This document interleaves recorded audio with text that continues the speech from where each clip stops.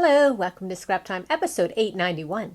My name is Christine and on today's episode I'm showing you the new Crafters Workshop templates over the Kroma Crackle paint. Today I'm showing you some of the new stencils from the Crafters Workshop and I'm just focusing on the 6x6 inch stencils today. However, all of these designs are available in the 12x12 format. This one here is a new giraffe print that I think is pretty cool. I don't remember the names to all of these. I think though this one is Baubles. And then we have like this vine one. This one is Mixed Tape, which is pretty cool. I like this little grungy one. It has 9 different little grunge and textures you can add to your projects. Now I have the names. This one is the Mini Ceiling Tile. This is Mini Dots and Dashes. The Mini 50s Clock, which is pretty cool. I like that design. This is the Mini Halftone Border, and I also have this in 12x12, and I've already used it quite a lot on different projects that just add different texture down the sides of my pages. The Mini Peacock Doily, which is great. The Mini Cut Circles. And this is the Mini Halftone Circles, which is a lot of fun. So what I decided to do was, on the last video, I showed you the Kroma Crackle. And I decided to take it a step further and paint my stencils over top of the Kroma Crackle. So in these two samples was when I did the bigger crackle, and I'd paint the background a couple colors and then just did a wash and put my paint on top. And this one too. I added a bit of gold in this one as well. And this one is with the mini crackle, and I really like how it looks with the mini because all those little crackles show up through the lines there. And although it's okay with the big crackle, it's the mini crackle, I think, where the stencils really pop out and add dimension to the piece. So today I am playing with this one here that had the mini crackles on it, and I decided I'm going to try using the ceiling tile with it.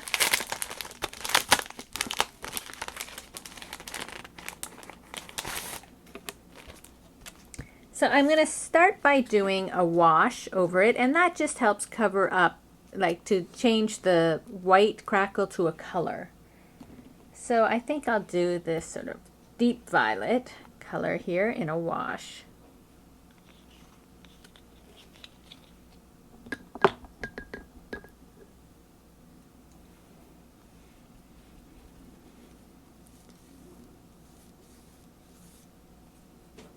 And I'm just painting it on, trying to get it down into the crevices. That's why I'm doing a wash with that's a little watery. I didn't want to cover it all up with the thick acrylic paint. I want to just get down in there and add a bit of a background color. Now a bigger brush may be beneficial when you're painting a bigger area, but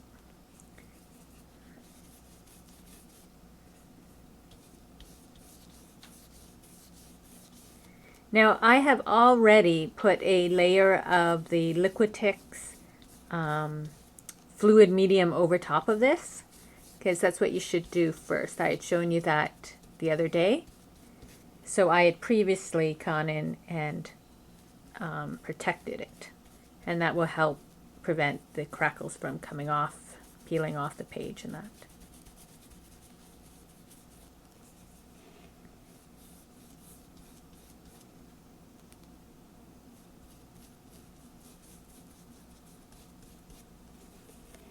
A little bit more here.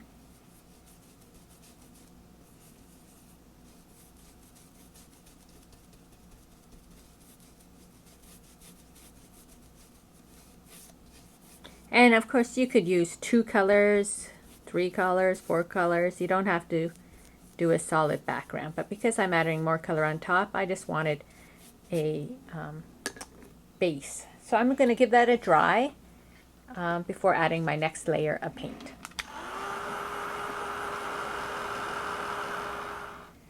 So now I am going to put down a few color paints on the side to play around with.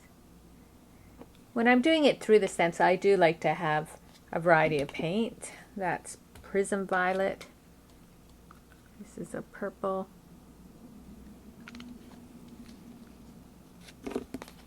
I'm going to add crimson.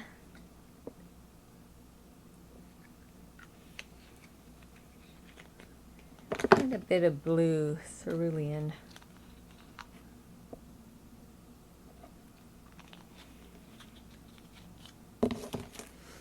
And I'm going to lie down my stencil. Now my piece is a little bit bigger than 6 inches, so I can always cut it down later.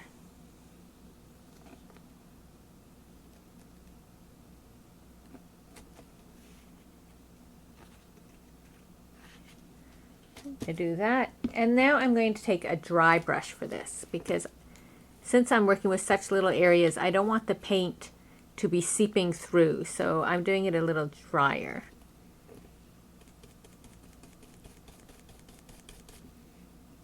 And if you're going to blend colors, you want to start with your lighter color and work dark. Otherwise, the lighter colors won't show up. And I'm just going to randomly put some color on.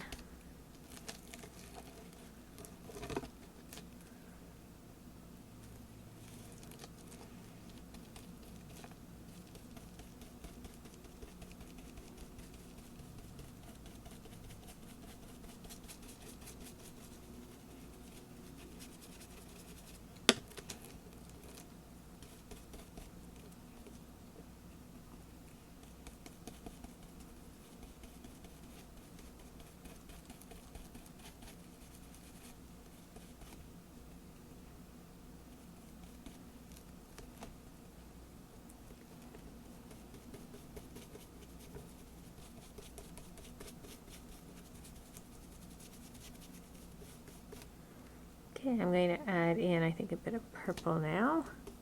And I like to overlap the paint too. I find you get more of that blended look if you paint over top of the color you previously had there.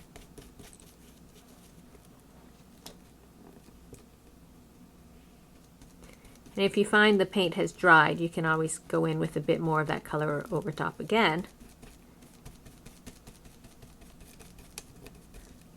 You could always go in with a bit more blue over top to just blend it out.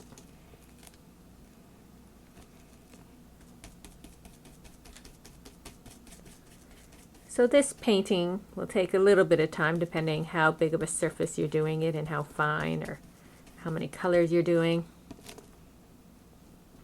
You could always tape your stencil to your piece. I usually just hold it in place.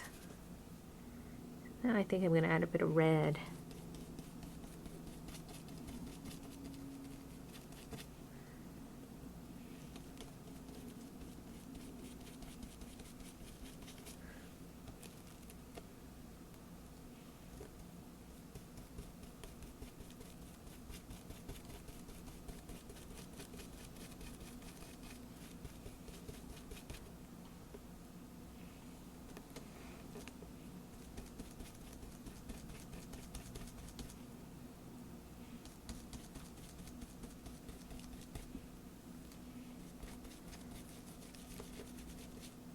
I'm sort of filling in the rest with the red, and then I'm going to go back with the dark color.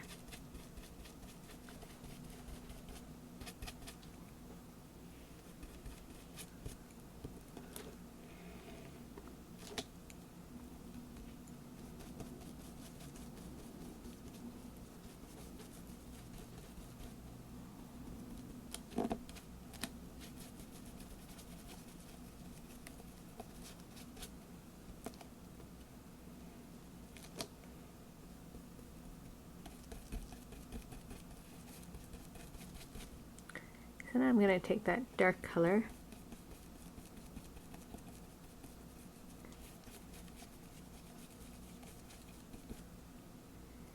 and just introduce it to certain areas around.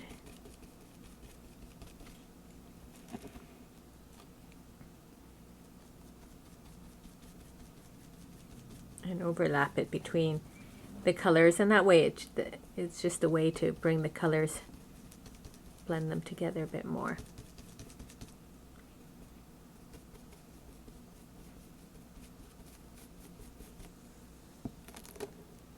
So I think I have painted pretty much all of it, so let's take it off and see what we have. So you can see the design on it. Over here I didn't get as much, and over here. But I think what I'm going to do is dry it, and then I can always lay it back on and stencil some more. But I don't want to put the wet right while it's wet with the stencil back on, so I'm going to dry this layer.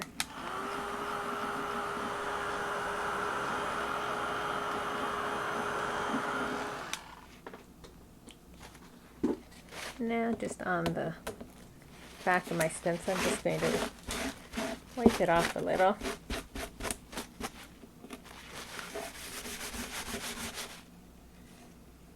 So then I can lay it back on.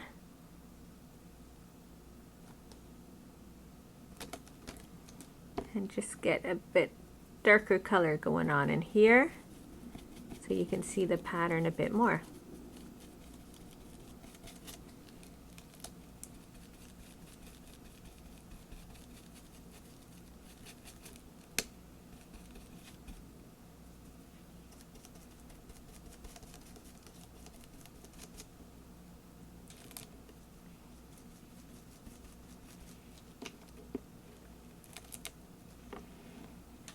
And a little more in here.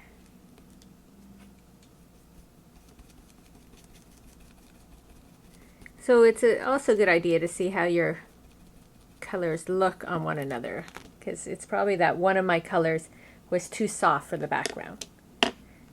So I'm going to do this one more time, and then we have one final step to add.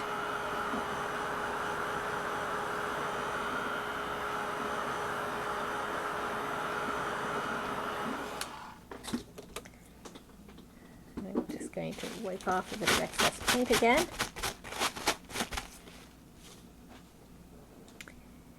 And so what I like to do is then take a little bit of gold. Oh, that might be more than a little bit, but, and get myself a little brush and put the stencil back on.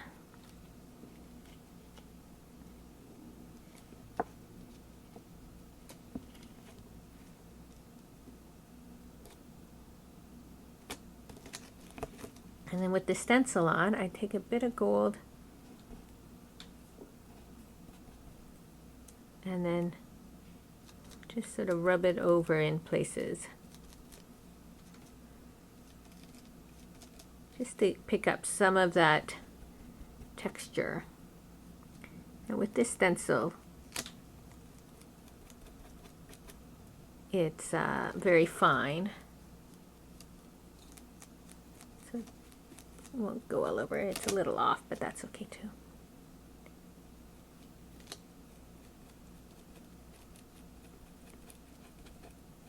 And I find just the gold gives it that little bit of highlight that makes it nice.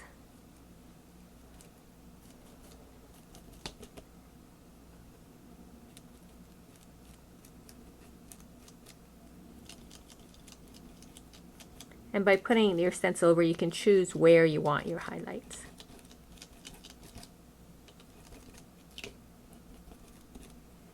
Okay. So there, it just adds that little bit of texture. I could always put more on. But you can see when you do it over the really fine crackle, it just adds that really nice look. It gives it more like as if it's an old vase or something. Versus when you have made the really thick crackle, it's more bumpy and organic. Whereas this one, I really love the look of it. So it just takes a little bit of patience though, and planning ahead to do your crackle in advance, and then you can have your pieces to work on later to get that really nice look. And that is using your stencils over the crackle paint. And here's that other one I had made too with the fine, that I think this one turned out beautiful, versus here they are with the thick, which are still cool, but personally my favorite goes to the fine crackles.